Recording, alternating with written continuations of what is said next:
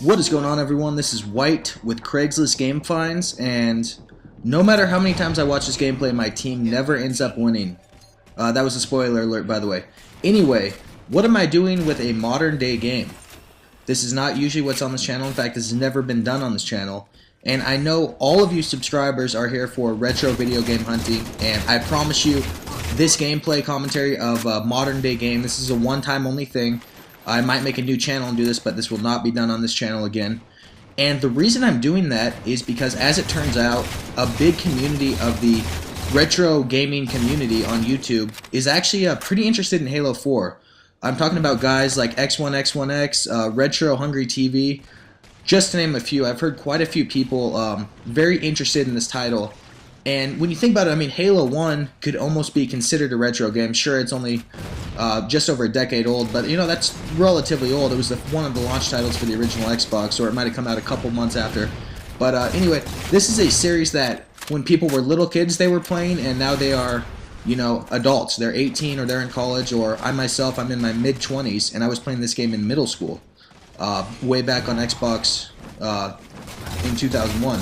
So anyway, I wanted to do a gameplay commentary just to kind of address how this game was in terms of multiplayer, because it's a big thing that a lot of people have been curious about. We haven't seen a core Halo title since 2007, and I mean, so many things have changed. To put it into perspective, Halo 3 came out before the first Modern Warfare.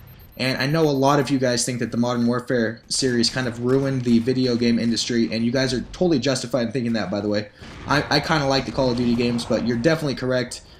They did hurt the industry for a number of reasons, especially with the casualization and the simplicity of the shooters, and worst off, the rehashing. It's just kind of been the same game every single year. So anyway, I wanted to jump into a review on the multiplayer aspects of Halo.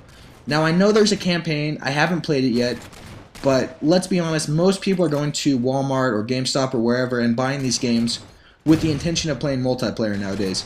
The campaign is like a nice thing to do on the side, but it's really not the core, I guess you could say, reason that people buy games anymore, because the campaign is really going to be 10 to 20 hours of entertainment, and the multiplayer is going to be countless weeks of entertainment.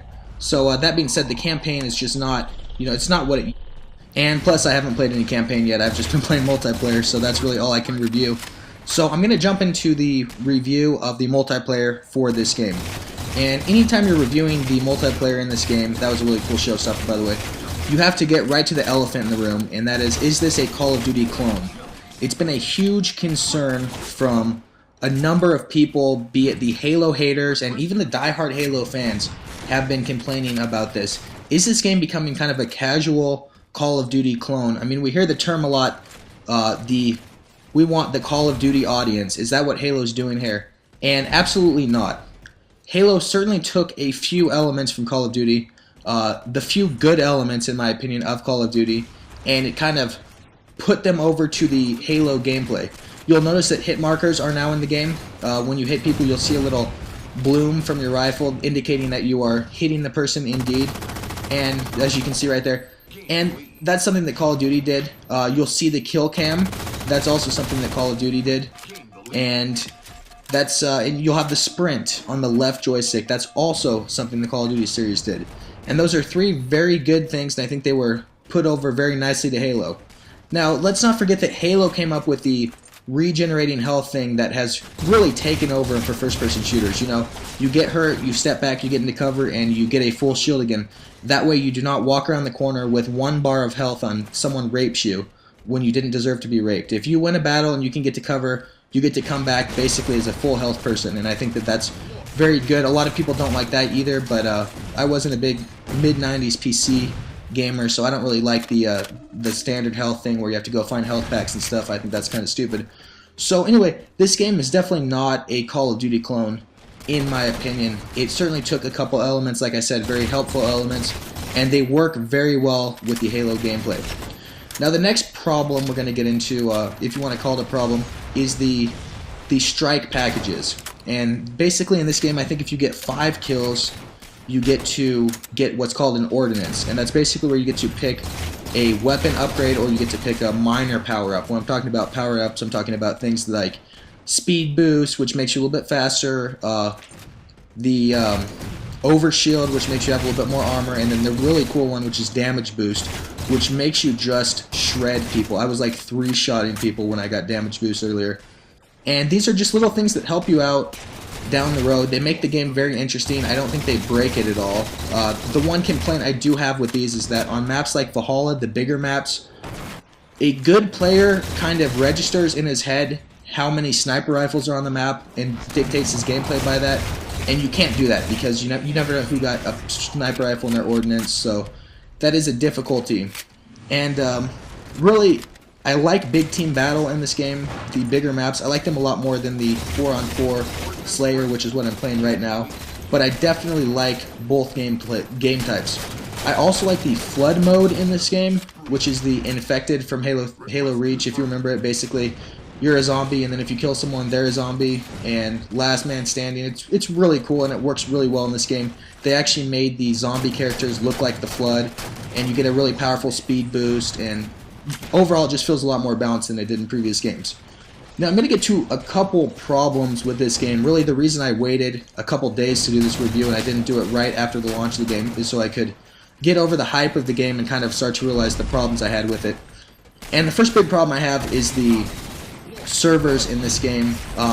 It is kind of like a Call of Duty system where if someone on your team quits, someone else will join mid-game. Now you think to yourself, that sounds very good, that way you don't end up down players, but really that doesn't work because you're going to end up joining games where the other team has you spawn trapped and the other team has all the power weapons, and you're just going to get absolutely demolished. That's happened to me a lot. I'll join a big team battle game and I'll be stuck at my base with 19 snipers and 16 people with rocket launchers standing right outside the door. So that definitely doesn't work. It's happened to me in Call of Duty a lot. I've spawned in a game as someone was getting a Moab, and you know, if you're a good player, that's really frustrating because you didn't do anything to deserve to get raped, but there's no way to fight off a Moab or fight off an AC-130 or anything like that. So I do not like that about this game. It's also led to a lot of black screening. If someone leaves, the gameplay will pause, the screen will go black for 2 or 3 seconds, and I think that's another problem with the game. And I think that these are just server issues that will get fixed down the road. I think this game will run a lot smoother in maybe a month, maybe 2 months. So if you're looking to pick up this game by Christmas, I think that a lot of these server problems will be repaired. It's just like when Battlefield 3 came out, absolutely nothing about that game worked. It was an absolute disaster. The servers were an abortion. At times they were even getting shut down totally.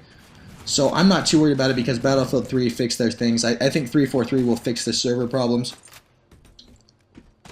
Now, another problem I have with this game, there's only 10 maps on the multiplayer, and I've seen all of them so far. I've seen all of them. In fact, I played this map I'm playing right here, which I love, by the way. I played it 4 times in a row today. I just think that they should have made 1 or 2 more maps, and you know, everyone knows what they're doing. They're gonna have downloadable content in a couple days and milk more money out of this franchise. I'm mad at them, but I mean, I know everyone does it. A $60 game in today's market is turning into like a $150 game because people are buying special editions, they're buying day 1 downloadable content, and then they're buying like 19 map packs for $20 a piece. It's just the way the market is. I don't know who to blame for that, but it definitely sucks. I miss the days when you buy a $20, or I'm sorry, a $60 game, and then that would be that, and we're definitely past that. So I'm kind of sad that the maps are, there's just not a huge selection to them.